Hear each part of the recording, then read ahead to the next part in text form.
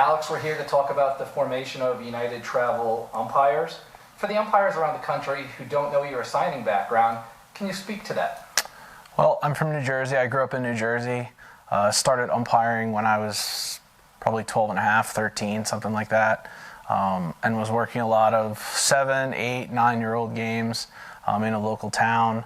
And when the second year rolled around, I think they realized that I was the one working probably 75% of the games, and the dad that was kind of in charge of, I guess, umpiring for that town said, hey, you know, you're working so many of the games. Is there anyone else you know, friends or other umpires who, you know, could work the other 25%, whatever it was? It wasn't too many games, and that's kind of how it started. So it was really small. I was covering most of the games, using myself as kind of the emergency backup, and you know, that was one town, and then the next year it seemed to be another town, and the next year it seemed to be another town, and then when I went away to college, I wasn't umpiring there anymore, at least in the spring, but I was still handling the umpires, and slowly we kind of grew from 100 games to 200 games to 500 games to 1,000 games, whatever it was.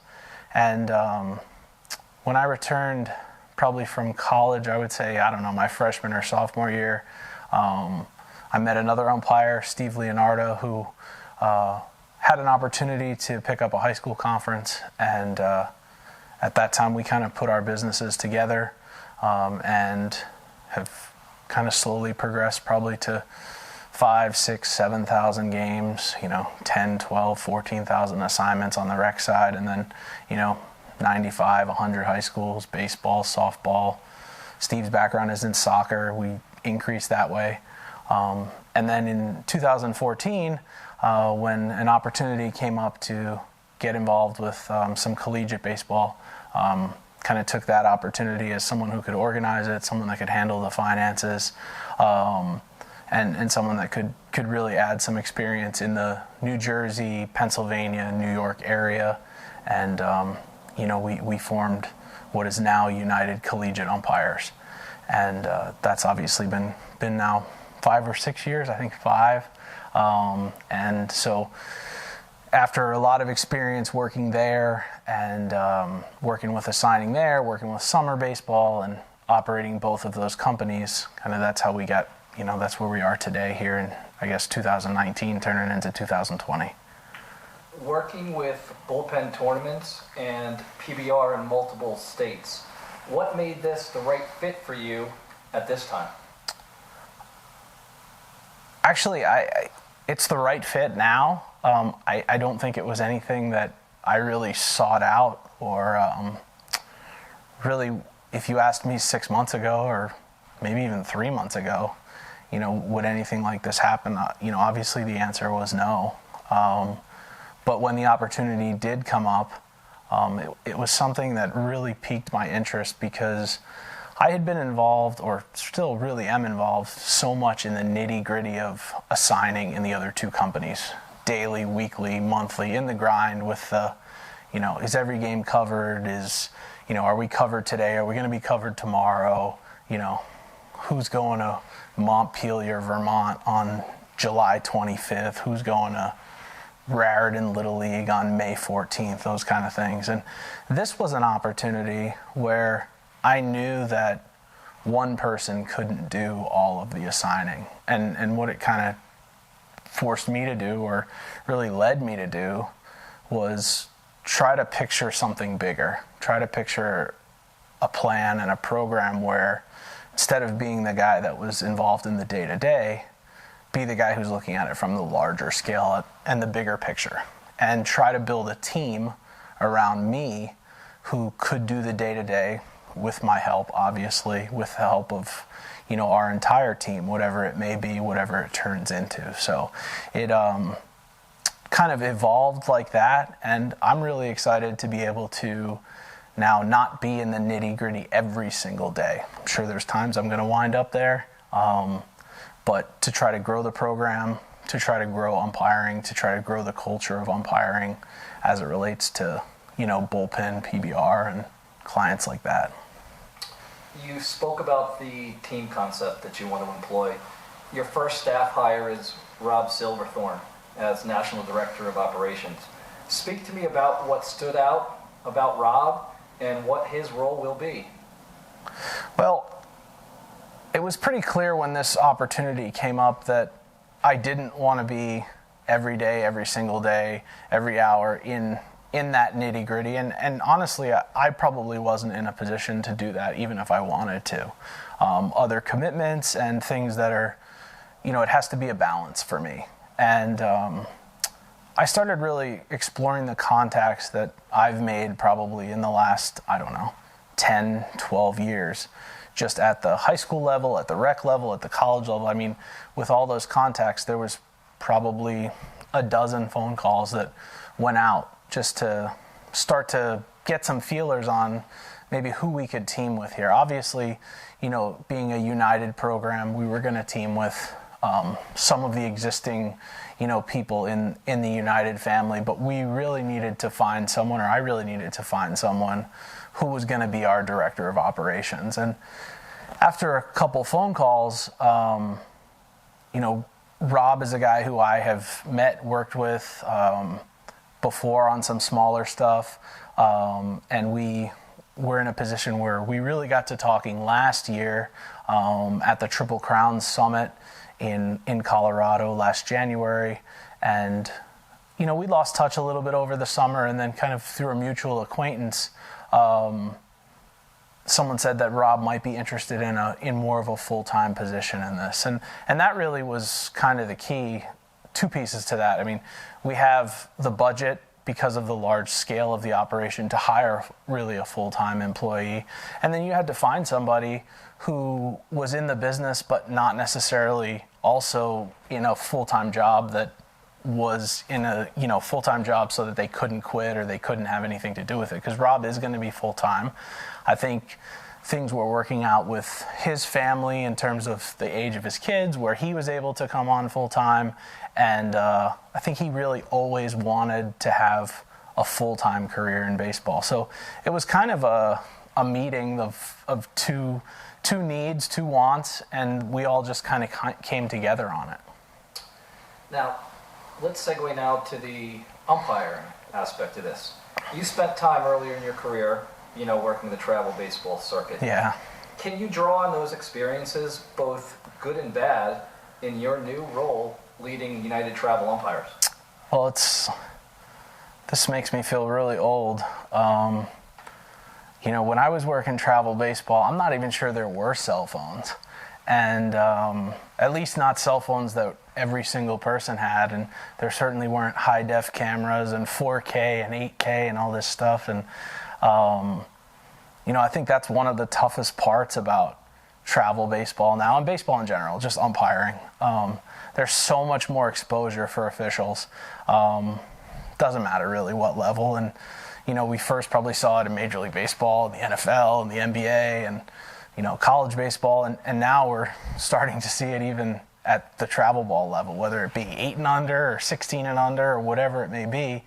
And, you just have to deal with a lot of scrutiny now. So that is certainly much different than kind of the atmosphere that I umpired in when I was 13, 14, all the way maybe through 16 or 17. But at the same time, there's still a ton of elements that are really the same. And that's be on time, do the job, be cordial, be someone people want to be around. And for the most part, you're going to wind up, have a good game, stay out of trouble, and the day's going to end and you're going to have some money in your pocket, and you're going to come back and do it all over again. But certainly a lot of challenges, and I have not dealt with every single one of those in my travel ball days, but certainly understand them from college baseball and things of that nature. And so we're looking forward to it, and I think it's something that I really can help the umpires with, just based on my experience. Now, there will be a lot of umpires watching this interview on the various United Travel Umpires social media platforms. What are your expectations that you can convey to them for those umpires that don't really know, your philosophies and things along this nature? Yeah, it's a good question. I think a lot of assigners fall into, have a lot of the same expectations, but I think ultimately, and we touched on this a little bit with my background, I have a local group in New Jersey. I think we have a broader kind of Eastern Seaboard type group in college baseball, and now we're going to kind of have a national brand here, and all three of those kind of fit into the same brand in the fact that I'm kind of a key player in all of them.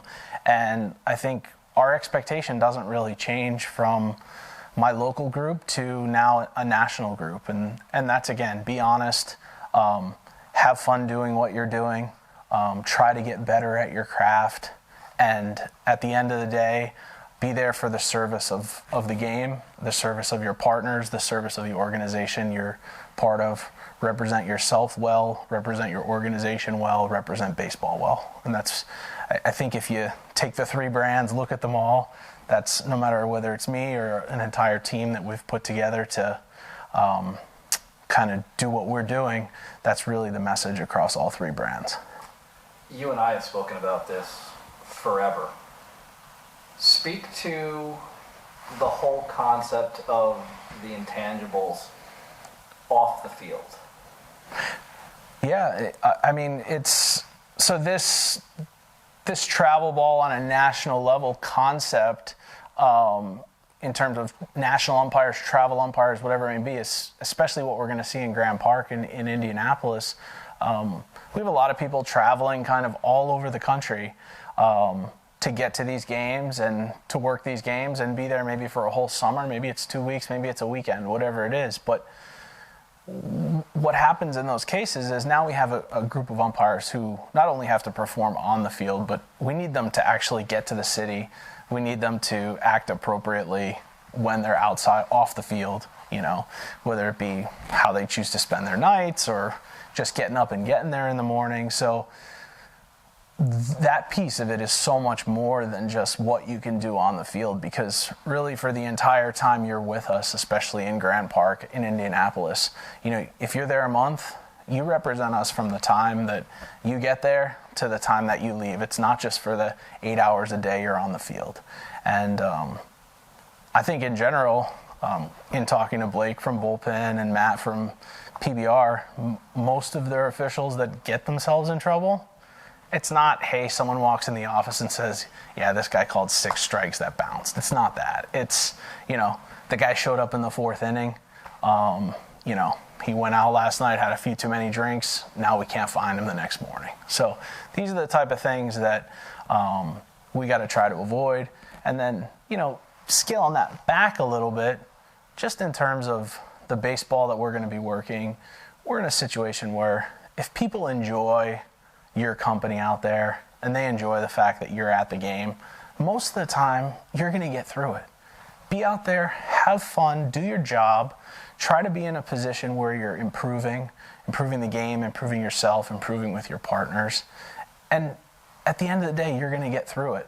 And if you can avoid some of those landmines that are some of these intangibles, some of the attitude stuff, some of the off-field stuff, we're going to have a good working relationship. You talked earlier about culture. Yeah.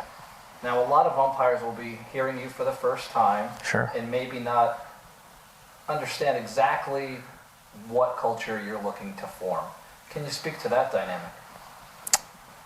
Yeah, I think culture is one of those buzzwords that we talk about, and if you really boil it down, like, what does it exactly mean? And I think we really started to develop culture at United with UCU, especially in 2017 when we brought Chris on board, and we were really looking at what were the assets of the company and what were the best things about it. And one of the things we discovered was this kind of mysterious word of culture. And generally that means that you have an attitude when you go out there that you want to be better.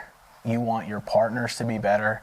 You have an expectation for yourself, for your partners, and for all the competitors in the game that is positive. You're there to improve the game and to also enforce the rules of the game. And basically, the negatives, or the kind of downside to that, is the negative culture things. backstabbing partners, having a bad attitude, kind of all of the things that we just maybe talked about with intangibles. You know, if you go against what's the positive part of an intangible, you're destroying culture. And so basically, we want to create a situation where umpires are happy for each other. They enjoy being a part of what we're doing. It's not, I'm the coordinator, Blake and Matt are the administrators, you know, so-and-so works at the snack stand, and the quad guys, all these different, those are not all pieces on a chessboard that are all going different directions. These are all pieces that have to work together and ultimately become part of a cohesive unit, and hopefully, maybe even some of us would call it a family. With all of the developments over the last couple months and the ultimate formation of United Travel Umpires, there will inherently be a transition stage for all of the umpires throughout the country who really make United Travel Umpires possible. They're going to be looking for direction. They're going to be looking for clarity. What's your message to these umpires? Well, I think we're very lucky at United Travel that we're a sister company to United Collegiate. I think we're also very lucky that I have been involved in some things that have gone on at Grand Park before. With our engagements at Russmat in Florida, we have a pretty big relationship with some umpires in the Midwest already, my fellow D3 coordinators, and a lot of those, you know, different people. So we're lucky in the fact that we're not just some company coming in out of nowhere. I think a lot of people, especially the stuff that really you're working on in social media, and I think we really have quite a following. And I can say in the last 2 days, just given the amount of phone calls, the amount of Facebook messages and text messages just from people that I don't necessarily know personally, but have some experience with. Maybe it was a little bit of a discussion at a clinic, or it was someone who follows our training stuff at United. So the first piece of that is I'm really happy that we're not just coming in out of nowhere. The second piece of it is really just understand there's going to be a process here. You know, anytime that you have a change, some things change. You try to keep what was working, and you try to add color and value where you can. And I think bringing Rob on board as a guy who's super organized, super great attitude about everything, you know, really is interested in promoting the game of baseball. That's number one. You know, we're going to continue to have this great partnership with United Collegiate. And obviously everyone who's an umpire is going to benefit from the training stuff that we're doing there and all of the different things that come with that. So just be a little bit patient with us in terms of getting things off the ground here. Obviously, you know, an announcement on December 14th, a lot of red tape to get through, Christmas coming up, Hanukkah, New Year, whatever it may be. And we got to turn around pretty fast because the first weekend in Atlanta is, you know, that leap year weekend or leap day weekend, whatever it is, February 28th, 29th, March 1. So, and then on top of just being patient, when we kind of do have some things out there in terms of asking you guys to fill out Google forms or respond to emails or sit on conference calls, just please be attentive to those kind of things, because when we do kind of get our ducks in a row and now we're really starting to get through the organizational phase, what we really need is a little bit of cooperation. I'm sure we'll get it, but just understand we're coordinating a ton of different people in a ton of different states, and we're trying to make it fair, equitable, and kind of worry-free for everybody. So the biggest thing most of you guys who are watching this now can do is get online. There's a Google form link on the United Facebook page. I know that I've shared it on my personal Facebook page. I know Rob has shared it. John Brower, who's going to help us a little bit in Kansas City, has shared it. It's on some of Blake's stuff. So if you can find that link, if you're interested in getting information on the three complexes, get yourself on there, put your email address in so we can start to build a roster of interest. And then after that, obviously, from interest becomes kind of the tangible nature of people that are actually going to work some games. So that's kind of what everyone can do now, and we truly appreciate it. how excited are you to put the collective puzzle together for United Travel Umpires? Yeah, it becomes a little bit of a different puzzle. I'm hoping this puzzle is less about filling that game with an hour left and more about, what's the right puzzle piece in terms of personnel to help the program. And I think we got, when you have a puzzle, you've got the pieces that are easy to put together with everything else, and you've got the pieces that straggle at the end that you can't figure out how those two things fit into each other. And I think right off the bat, Rob was an easy one. He was that big piece that kind of had 5-6 different things on it, and you knew exactly where it went. And as we start to build a staff here, that'll be part of the collective energy that I have in charge. Is let's get some people in there that can really do this work, do this job. I'm sure there's going to be times where I get to, find someone for a game in the last 5 minutes. And yeah, is there something satisfying about seeing it all kind of work out? Sure. But this is a new challenge. And this is one where building culture, building something national, going from local to regional to national, and trying to build something, especially in today's culture of some of the things we have going on in youth sports, that's really positive for kind of everybody involved, whether it be, players or coaches or tournament directors and organizers or officials. So my job to put together a puzzle is a little bit on a different level than it has been in the past, but it's something that I think I've really always wanted to do. And I think I do see myself right now at a point where I guess I envisioned being here at some point, but didn't know it would happen now.